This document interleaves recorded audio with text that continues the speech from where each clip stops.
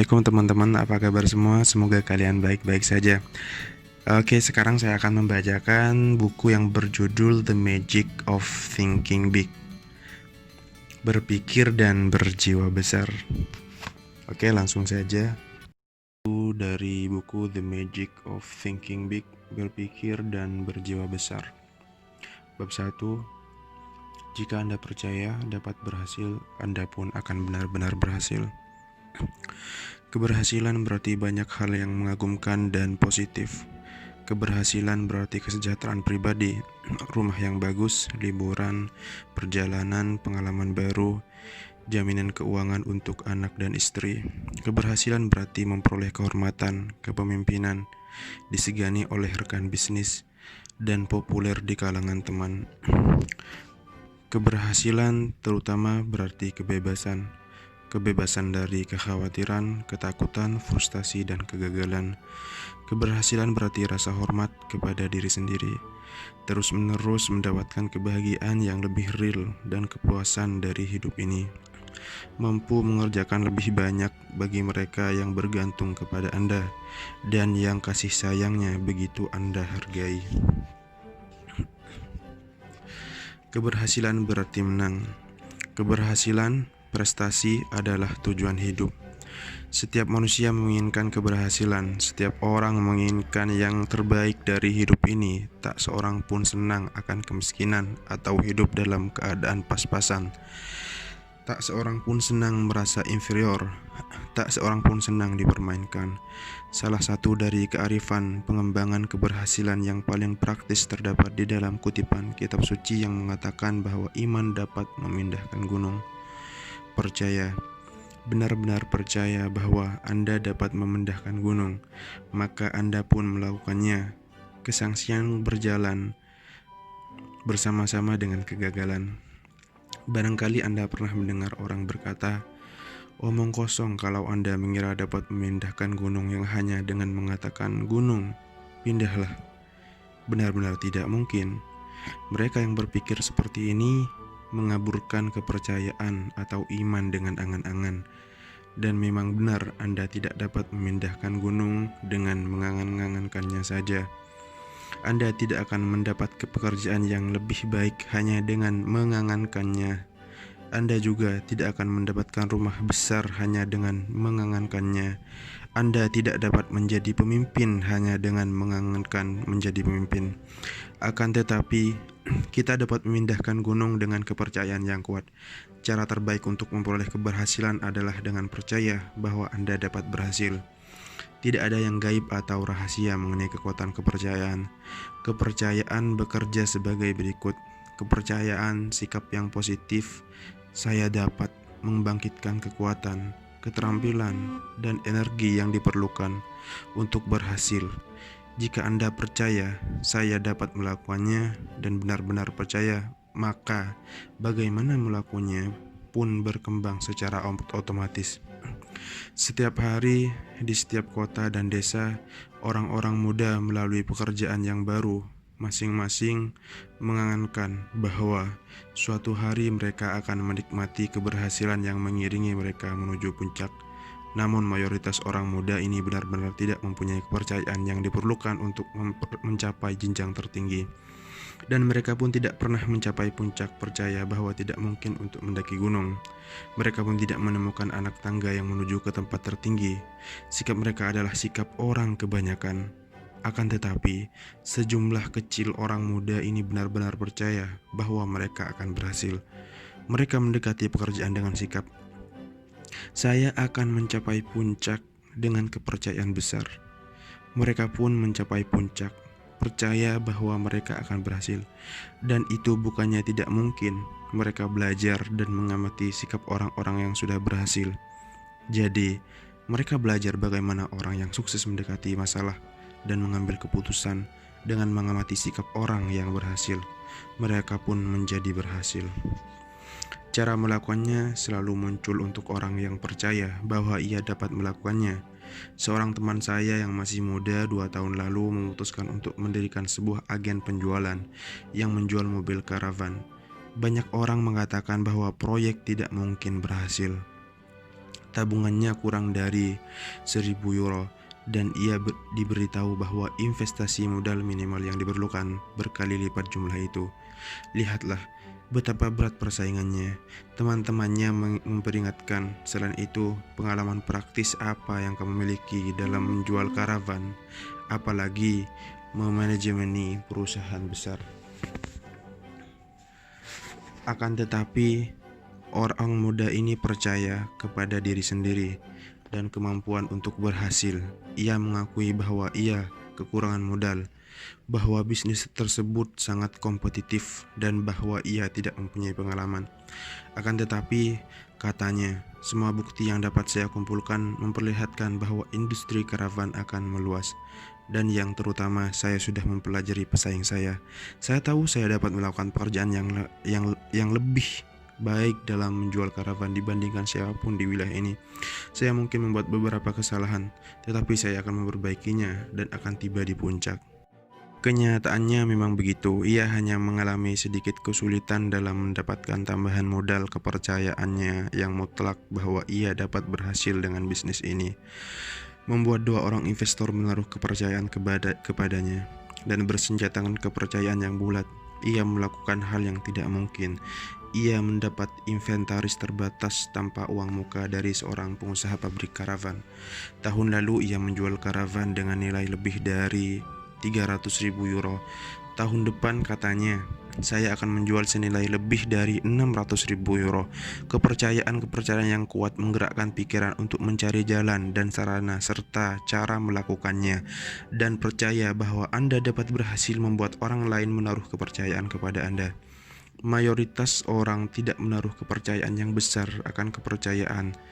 Beberapa minggu yang lalu, seorang teman yang bergelar insinyur sipil menceritakan kepada saya tentang pengalaman memindahkan gunung. Bulan lalu katanya, departemen saya mengirim surat kepada beberapa perusahaan rekayasa bahwa kami diberi wewenang untuk menarik beberapa perusahaan untuk mendesain 8 buah jembatan sebagai bagian dari program kami dalam membangun jalan raya. Jembatan-jembatan tersebut diharapkan dibangun dengan biaya 1,5 juta euro. Perusahaan rekayasa yang dipilih akan mendapat komisi 4% atau 60.000 euro untuk kerja desainnya. Saya berbicara dengan 21 perusahaan rekayasa mengenai hal ini. 4 yang terbesar segera memutuskan untuk menyerahkan proposal. 17 yang lain adalah perusahaan kecil. Besarnya proyek membuat takut 16 dari 17 perusahaan kecil ini. Mereka memeriksa proyek tersebut, menggelengkan kepala, dan berkata, proyek ini terlalu besar untuk kami. Tidak ada gunanya mencoba. Akan tetapi, salah satu dari perusahaan kecil ini, sebuah perusahaan dengan hanya 3 insinyur yang cakap, mempelajari rencananya dan berkata, kami dapat mengerjakannya, kami akan menyerahkan proposal, mereka melakukannya, dan mereka mendapatkan pekerjaan itu. Mereka yang percaya bahwa mereka dapat memindahkan gunung benar-benar dapat melakukannya. Mereka yang percaya bahwa mereka tidak dapat benar-benar tidak melakukannya.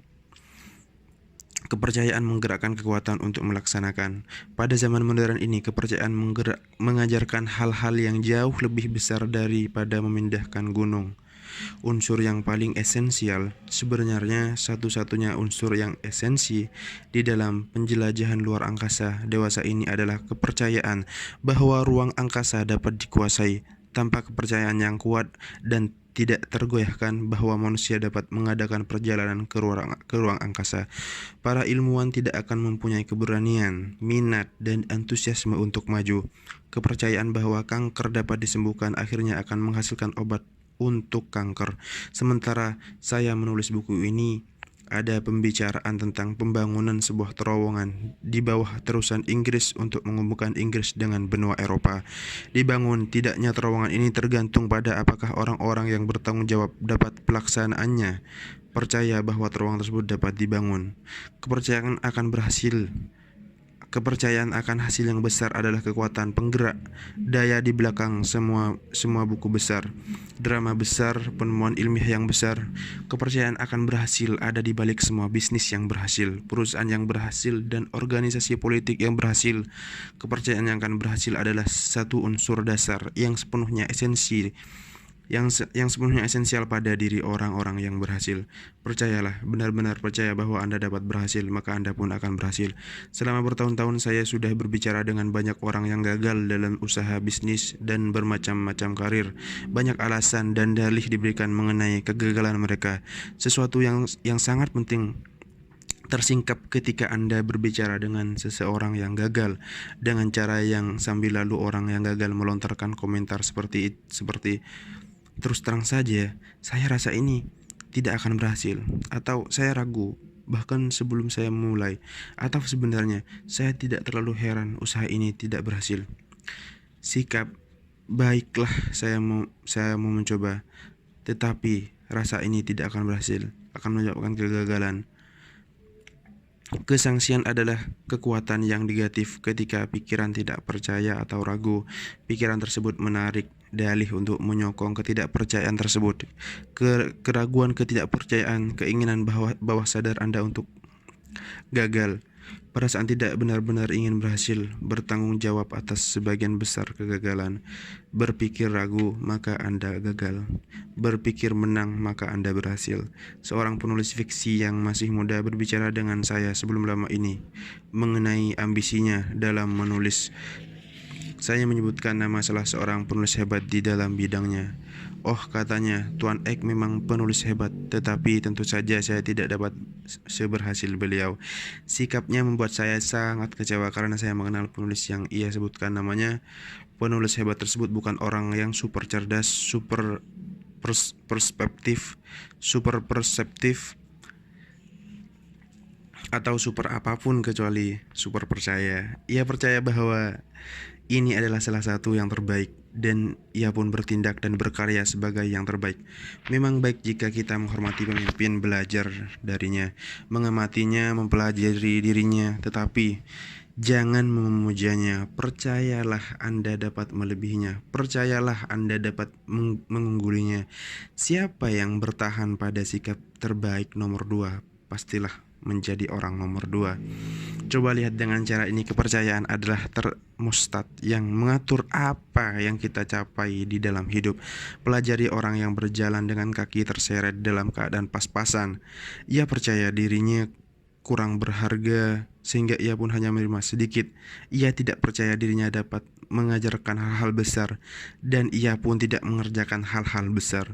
Ia percaya dirinya tidak penting, maka segala yang ia kerjakan mempunyai tanda tidak penting. Sementara waktu lalu, tidak adanya kepercayaan akan diri sendiri ini terlihat dalam cara ia berbicara, berjalan, bertindak. Jika ia tidak menyesuaikan lagi termostatnya, ia akan mengerut, tumbuh semakin kecil dalam pandangannya sendiri. Dan karena orang lain melihat diri kita seperti apa yang kita lihat di dalam diri kita, ia tumbuh semakin kecil dalam pandangan orang-orang di sekelilingnya. Sekarang kita lihat orang muda yang maju dengan pesat. Ia percaya dirinya sangat berharga dan ia mendapat banyak. Ia percaya dapat mengenai tugas. Ia percaya dapat menangani tugas yang besar dan sulit, dan ia melakukannya. Semua yang ia kerjakan, cara ia berhadapan dengan orang lain, karakternya, pikirannya, sudut pandangnya, semua mengatakan inilah dia orang yang profesional. Ia adalah orang penting. Setiap orang adalah produk dari pikirannya sendiri. Percayalah akan hal-hal yang besar. Sesuaikan termostat Anda. Luncurkan serangan sukses dengan kepercayaan jujur dan tulus bahwa Anda dapat berhasil. Percayalah akan kebesaran dan tumbuhlah dalam kebesaran. Beberapa tahun yang lalu, sesudah berceramah di hadapan sekelompok usahawan di Amerika Serikat, saya berbincang dengan salah seorang dari mereka yang menghampiri saya, memperkenalkan dirinya dan berkata, "Saya benar-benar menikmati ceramah Anda. Dapatkah Anda meluangkan waktu beberapa menit? Saya ingin sekali berbincang dengan Anda tentang suatu pengalaman pribadi." Sambil minum kopi, ia bercerita dengan tenang. "Saya mempunyai sebuah pengalaman pribadi yang berkaitan dengan apa yang Anda katakan tadi mengenai membuat pikiran kita bekerja untuk kita dan bukannya membiarkan bekerja melawan kita. Saya belum pernah menceritakan kepada siapapun bagaimana saya mengangkat diri saya keluar dari dunia menengah. Tetapi saya ingin sekali menceritakan kepada Anda. Silahkan, saya minta." Saya ingin sekali mendengarkannya. Begini, 5 tahun yang lalu saya bekerja keras dalam pekerjaan yang biasa-biasa saja. Memang saya hidup lumayan menurut standar rata-rata, tetapi masih jauh dari ideal. Rumah kami masih terlalu kecil dan tidak ada uang untuk membeli banyak barang yang kami inginkan. Syukurlah istri saya tidak banyak mengeluh, tetapi tampak jelas ia menerima saja nasibnya. Tetapi ia tidak puas. Saya semakin tidak puas ketika saya membiarkan istri saya melihat bagaimana saya mengecewakan istri dan 2 anak saya. Saya memutuskan untuk mengubah semuanya.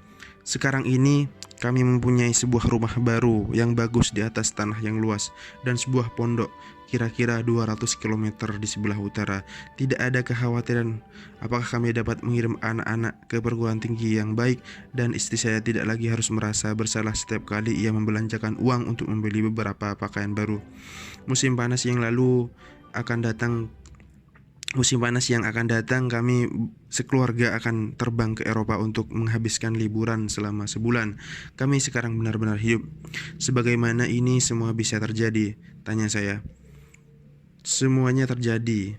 Selanjutnya, ketika menurut ungkapan yang Anda gunakan tadi, saya memanfaatkan kekuatan kepercayaan.